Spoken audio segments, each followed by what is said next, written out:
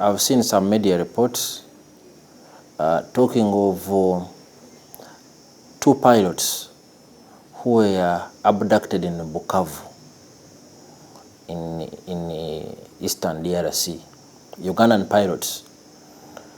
A plane had been chartered by the International Committee of the Red Cross to evacuate some of their people in Bukavu.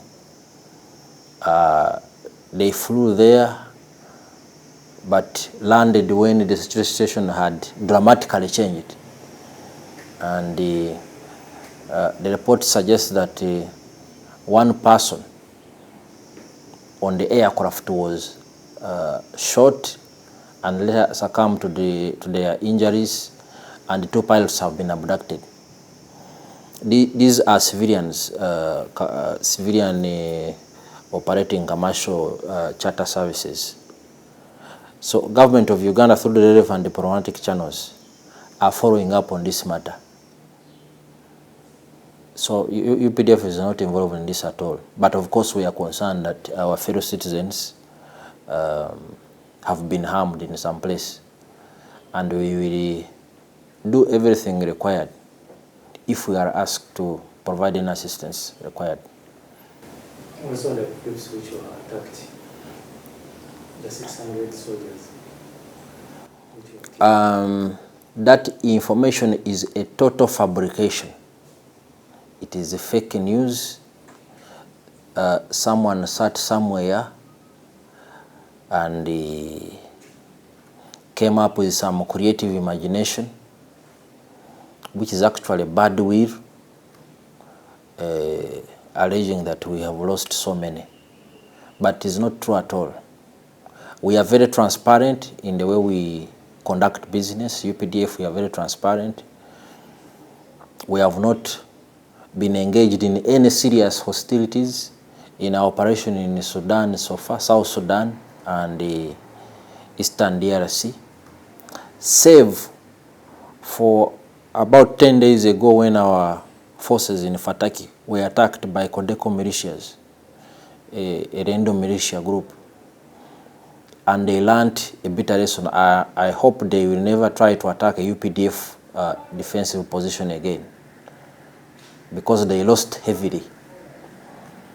But since then, the situation is calm, nothing to worry about too much. In fact, yesterday, our forces spanned out from Fataki into a neighboring small town called Bule, and they received a very rousing and heroic welcome.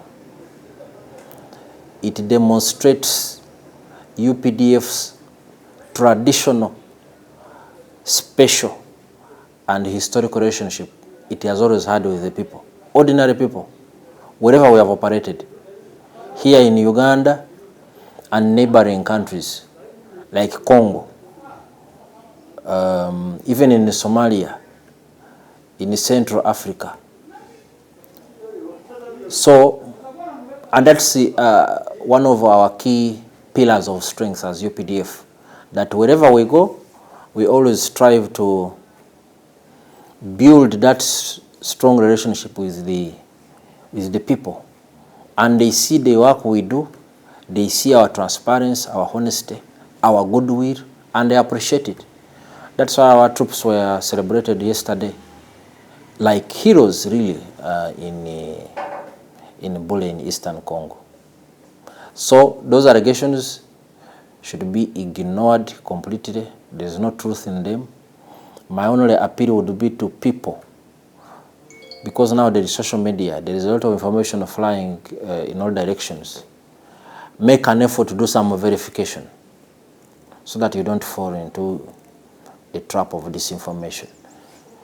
Wishing UPDF bad is bad enough, but people should remember that we, the UPDF, the men and women of UPDF, come from these very same families in Uganda. So when you write something as utter nonsense as that, you cause a lot of people to worry. which is completely uncalled for. Our presence in Congo is because of a bilateral arrangement between the government of Uganda and the government of DRC. It had several mandates.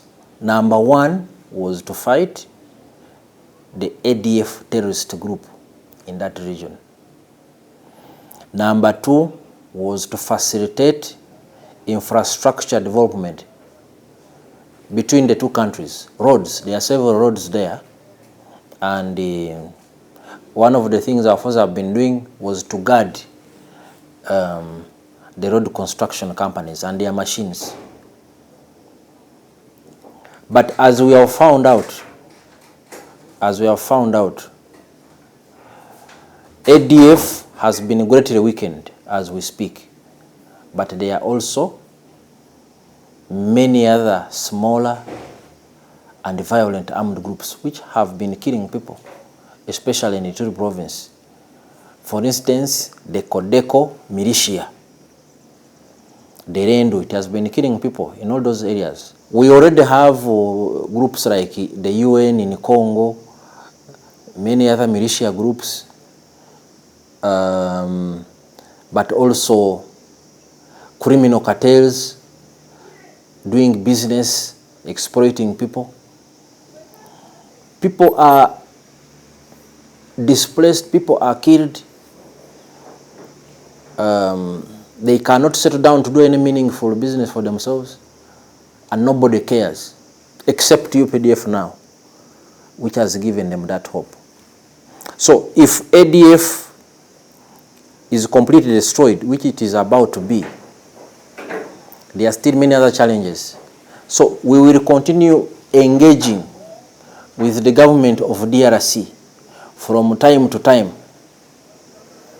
until we make sure that all the pressing problems around our region have been solved.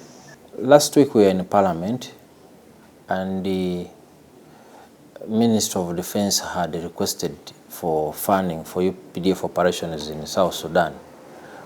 This funding was provided for.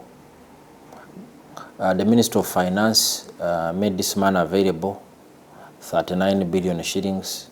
It's going to help us to do our work in South Sudan. I've already explained why we're in South Sudan. One, to continue strengthening the African Brotherhood.